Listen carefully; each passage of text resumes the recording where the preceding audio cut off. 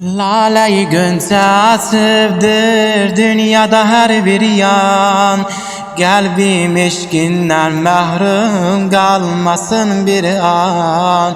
Kalbimiz eşkinde cilvelene yana. Mevlud-u mübarek ya aziz ana. Ya İmam-ı Zaman tebrikler ola. Daim eşkizle ağa kalbimiz dola. Daim eşkizle ağa kalbimiz dola.